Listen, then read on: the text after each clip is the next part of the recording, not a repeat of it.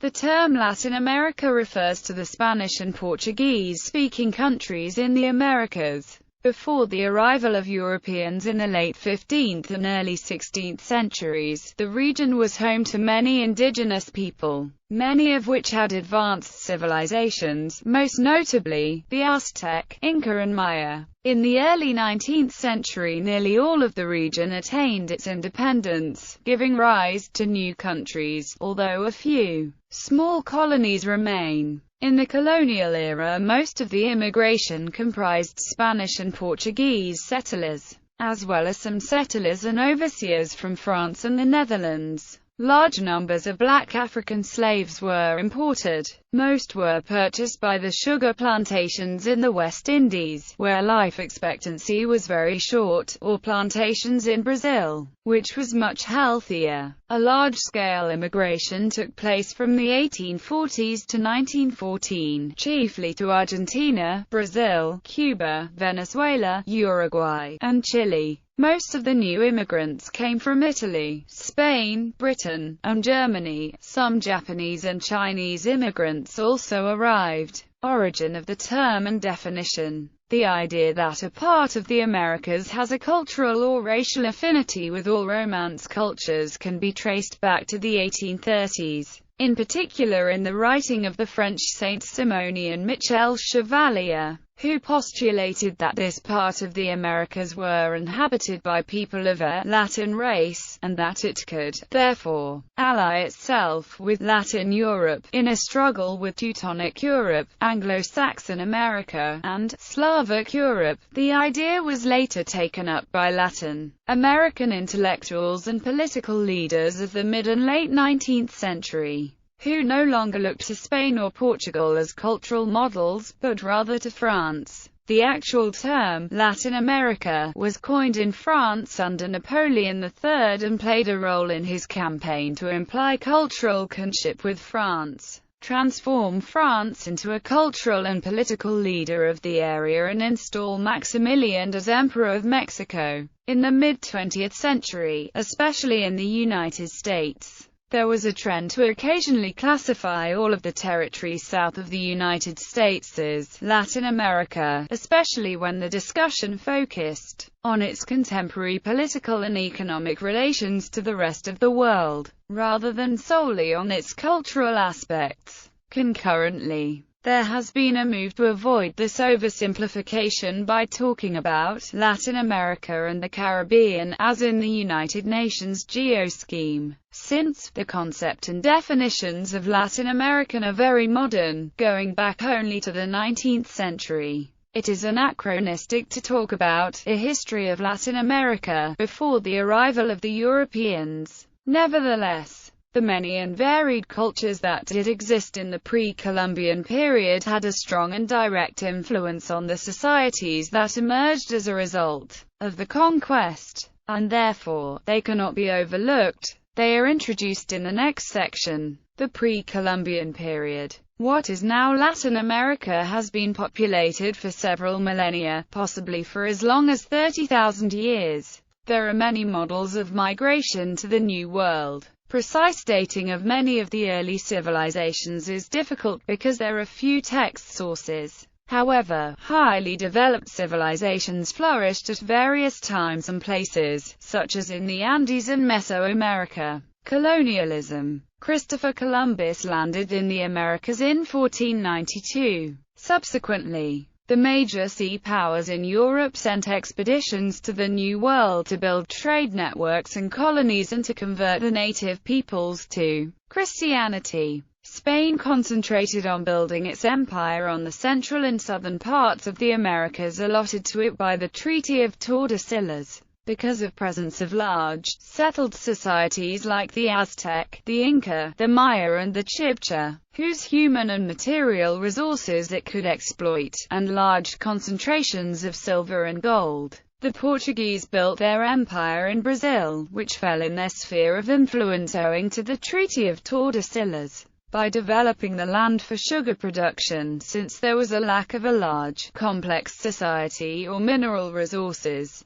During the colonization of Latin America, most of the native population was destroyed, either by war or by disease brought from across the ocean. Smallpox was just one of many diseases brought by the conquistadors that killed off the population. Because the Spanish were now in power, native culture and religion were forbidden. The Spanish even went as far as burning the Maya codices. These codices contained information about astrology, religion, gods, and rituals. There are 4 codices known to exist today. These are the Dresden Codex, Paris Codex, Madrid Codex, and Grolier Codex. Religion in colonial times. Traveling to the New World, Europeans and more specifically the Spanish crown had a deep interest in regulating the flow of individuals in and out of Latin America. Leo J. Garofalo, associate professor of history at Connecticut College, states that an examination of records reveals the Spanish crown's attempt to regulate the flow of people to the Americas. The ability to strictly regulate the flow of people allowed the Spanish crown to keep a firm grip on power in the Americas.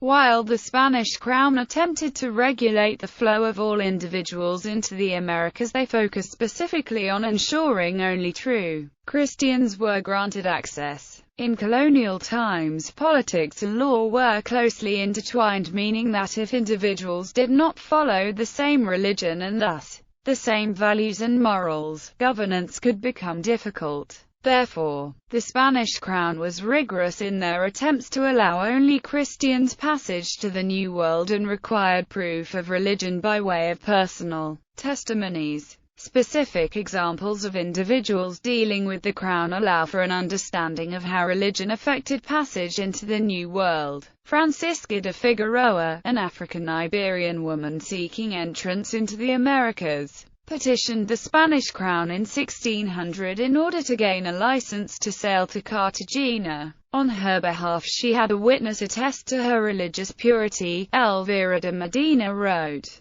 "This witness knows that she and parents and her grandparents have been and are old Christians and of unsullied caste and lineage. They are not of Moorish or Jewish caste or of those recently converted to our Holy Catholic faith." Despite Francisca's race, she was allowed entrance into the Americas in 1601 when a decree from His Majesty was presented. It read, "My presidents and official judges of the case de contraction of Seville, I order you to allow passage to the province of Cartagena for Francisca de Figueroa." This example points to the importance of religion when attempting to travel to the Americas during colonial times. Individuals had to work within the guidelines of Christianity in order to appeal to the crown and be granted access to travel. Religion in Latin America. Once in the New World, religion was still a prevalent issue which had to be considered in everyday life. Many of the laws were based in religious beliefs and traditions, and often these laws clashed with the many other cultures throughout colonial Latin America. One of the central clashes was between African and Iberian cultures. This difference in culture resulted in the aggressive prosecution of witches,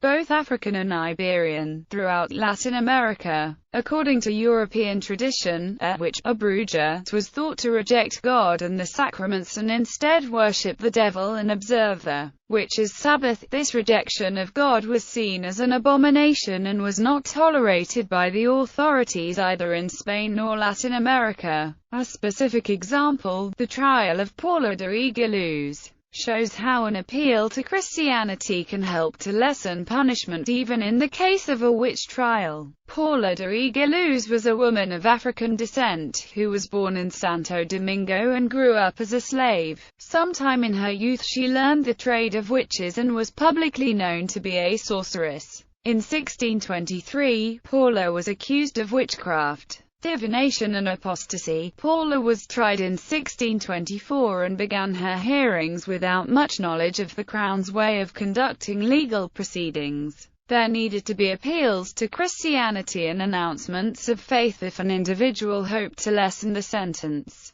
Learning quickly, Paula correctly recited the Lord's Prayer, the Creed, the Slave Regina, and the Ten Commandments before the second hearing of her trial. Finally, In the third hearing of the trial, Paula ended her testimony by asking our Lord to forgive me for these dreadful sins and errors, and requests a merciful punishment. The appeals to Christianity and profession of faith allowed Paula to return to her previous life as a slave with minimal punishment. The Spanish crown placed a high importance on the preservation of Christianity in Latin America. This preservation of Christianity allowed colonialism to rule Latin America for over 300 years. 19th century revolutions. The post-colonial era. Following the model of the U.S. and French revolutions, most of Latin America achieved its independence by 1825. Independence destroyed the old common market that existed under the Spanish Empire after the Bourbon reforms and created an increased dependence on the financial investment provided by nations which had already begun to industrialize. Therefore, Western European powers, in particular Great Britain and France, and the United States, began to play major roles.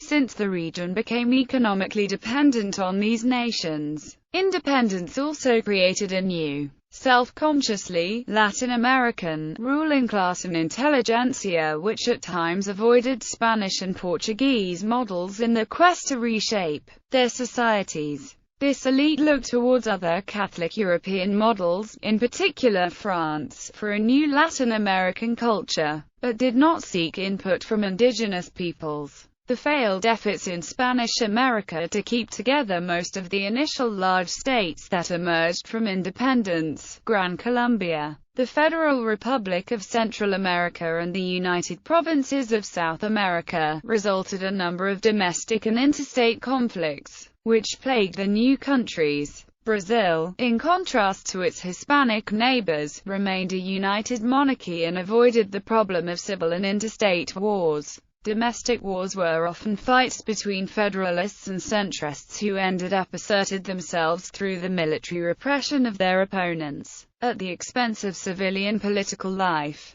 The new nations inherited the cultural diversity of the colonial era and strived to create a new identity based around the shared European language and culture. Within each country, however, there were cultural and class divisions that created tension and hurt national unity. For the next few decades there was a long process to create a sense of nationality. Most of the new national borders were created around the often centuries-old audiencia jurisdictions or the Bourbon intendancies, which had become areas of political identity. In many areas the borders were unstable, since the new states fought wars with each other to gain access to resources, especially in the second half of the 19th century. The more important conflicts were the Paraguayan War and the War of the Pacific. The Paraguayan War pitted Argentina, Brazil and Uruguay against Paraguay, which was utterly defeated. As a result, Paraguay suffered a demographic collapse. The population went from an estimated 525,000 persons in 1864 to 221,000 in 1871, and out of this last population, only around 28,000 were men. In the War of the Pacific, Chile defeated the combined forces of Bolivia and Peru. Chile gained control of saltpeter-rich areas, previously controlled by Peru and Bolivia became a landlocked nation. By mid-century the region also confronted a growing United States, seeking to expand on the North American continent and extend its influence in the hemisphere. In Mexican-American War, Mexico lost over half of its territory to the United States. In the 1860s, France attempted to indirectly control Mexico. In South America, Brazil consolidated its control of large swaths of the Amazon basin at the expense of its neighbors.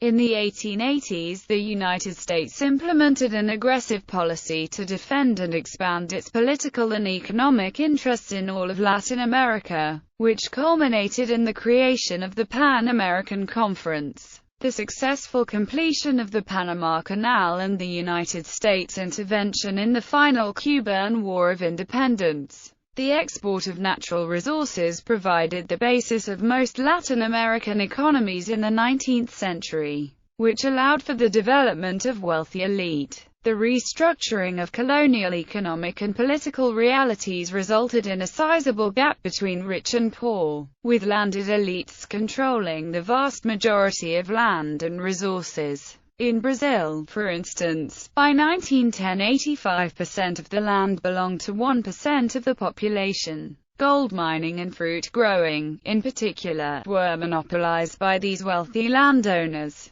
These great owners completely controlled local activity and, furthermore, were the principal employers and the main source of wages. This led to a society of peasants whose connection to larger political realities remained in thrall to farming and mining magnates. The endemic political instability and the nature of the economy resulted in the emergence of caudillos, military chiefs whose hold on power depended on their military skill and ability to dispense patronage. The political regimes were, at least in theory, democratic and took the form of either presidential or parliamentary governments. Both were prone to being taken over by a caudillo or an oligarchy. The political landscape was occupied by conservatives, who believed that the preservation of the old social hierarchies served as the best guarantee of national stability and prosperity, and liberals, who sought to bring about progress by freeing up the economy and individual initiative. Popular insurrections were often influential and repressed. 100,000 were killed during the suppression of a Colombian revolt between 1899 and 1902 during the Thousand Days War. Some states did manage to have some of democracy. Uruguay, and partially Argentina, Chile, Costa Rica and Colombia. The others were clearly oligarchist or authoritarian. Although these oligarchs and caudillos sometimes enjoyed support from a majority in the population, all of these regimes sought to maintain Latin America's lucrative position in the world economy as a provider of raw materials.